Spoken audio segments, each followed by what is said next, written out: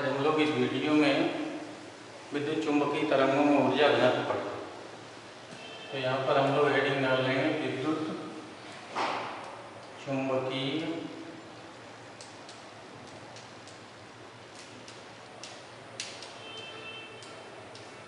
तरंगों में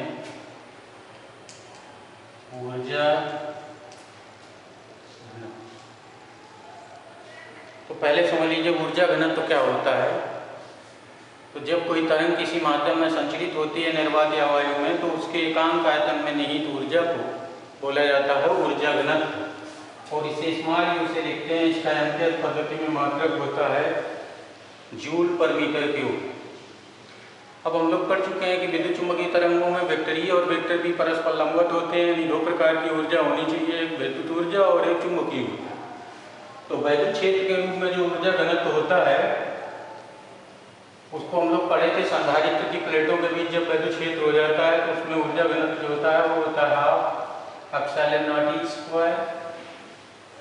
और जो चुंबकीय क्षेत्र का जो ऊर्जा घनत्व होता है वो होता है half B square upon mu. इसको निर्वात या वायु की विद्युतशीलता कहते हैं, इसको निर्वात या वायु की चुंबकशीलता कहते हैं। परमिटिविटी ऑफ फ्री स्पेस और परमेबिलिटी ऑफ फ्री स्पेस बोला जाता है।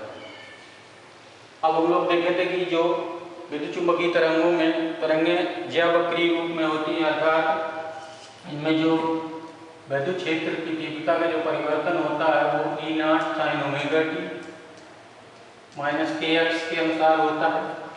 ये किसी क्षण टी पर मूल बिंदु से x दूरी पर वैद्युत क्षेत्र का मान है, तात्कालिक मान या तात्क्षणिक मान कर सकते हो। और v बराबर होता है v not sine omega t minus k x.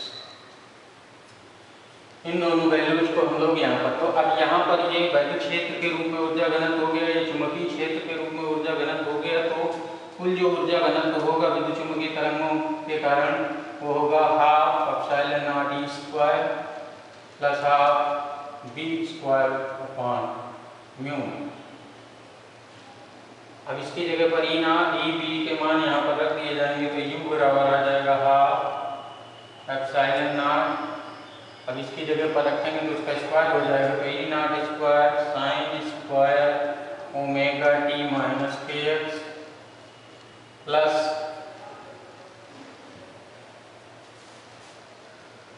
यहाँ पर हो जाएगा half B naught square upon mu naught sine square omega t minus k x. तो ये ऊर्जा घनत्व हो गया। अगर हम अब ज्यावक्रीय तरंग है तो अगर हम एक पूरे चक्र के लिए औसत ऊर्जा घनत्व देखें तो उसमें हमें sign square omega t minus k x का मान लिखना होगा। तो साइन स्क्वायर ओमेगा टी का या साइन स्क्वायर थीटा का मान एक पूरे चक्र के लिए 1/2 होता है। तो यहाँ पर एक पूरे चक्र के लिए हम लोग औसत ऊर्जा घनत्व लिखेंगे। तो एक चक्र में औसत ऊर्जा घनत्व यू बार बराबर हो जाएगा। इसको औसत ऊर्जा घनत्व कहते हैं एक साइकिल के लिए, एक चक्र के लिए। तो याद आएगा half epsilon naught E naught square into इसका मान हो जाएगा 1/2 प्लस इसी तरह इसमें आ जाएगा half B naught square upon mu naught into 1/2, यानी ये आ जाएगा आपका 1/4 epsilon naught E naught square plus 1/4 B naught square upon mu. तो ये आ जाएगा आपका ऊर्जा घनत्व आ जाएगा।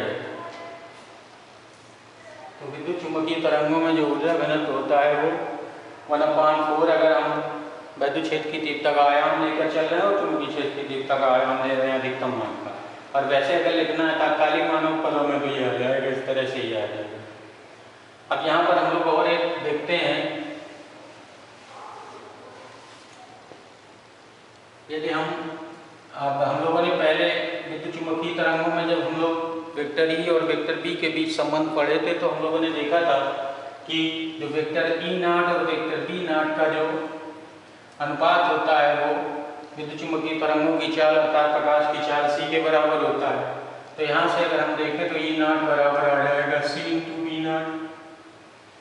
अब यदि हम पहले वाला टर्म ले लें ऊर्जा घनत्व में, ये पहले वाला टर्म ले लें तो जरा देखिए क्या आएगा, half F1/4 epsilon naught E naught square बराबर, अब इसकी जगह पर हम ये लिख लेंगे तो आ जाएगा 1/4 एप्सिलॉन नॉट और ये आ जाएगा C square V naught square.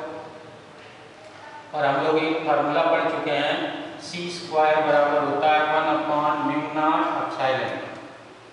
ये फार्मूला हम लोग पढ़ चुके हैं, C स्क्वायर बराबर होता है, तो C स्क्वायर की अगर हम वैल्यू यहाँ पर रख देते हैं तो आ जाएगा आपका 1/4 epsilon naught E naught square बराबर आ जाएगा 1/4 epsilon naught 1/μ0 epsilon naught into V naught square.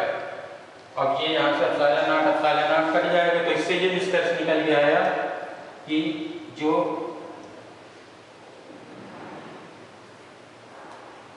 वैद्युत क्षेत्र का ऊर्जा घनत्व होता है, औसत ऊर्जा घनत्व, वह चुंबकीय क्षेत्र के औसत ऊर्जा घनत्व के ठीक बराबर होता है। ये तो ये निष्कर्ष निकल गया है। तो इस प्रकार अगर हम विद्युत चुंबकीय तरंगों में औसत ऊर्जा घनत्व देखें तो अगर वैद्युत क्षेत्र के रूप में औसत ऊर्जा घनत्व देख रहे हो तो 1/4 epsilon naught E naught square हो जाएगा, और प्लस जहाँ पर चुंबकीय ऊर्जा घनत्व वहाँ पर फिर ये लिख सकते हो, सॉरी 1/4 लिखा जाएगा 1/4, तो ये लिख सकते हो, इसकी जगह पर ये लिख दें तो 1/4 epsilon not V naught square हो जाएगा। फिर से तो दोनों जुड़ जाएंगे तो आ जाएगा U बार बराबर ये आ जाएगा 1/2 epsilon not E not square. और अगर हम इसकी जगह पर ये लिख देते हैं तो या करके ऐसे कह सकते हो कि चुंबकीय क्षेत्र के रूप में ऊर्जा घनत्व जो होगा वो हो जाएगा 1/2 V naught square upon mu. तो ये वैद्युत क्षेत्र का ऊर्जा घनत्व है विद्युत चुंबकीय तरंगों का, और ये जो है चुंबकीय क्षेत्र का ऊर्जा घनत्व है विद्युत चुंबकीय तरंगों में। तो इस तरह से हम लोग विद्युत चुंबकीय तरंगों में ऊर्जा घनत्व समझ गए।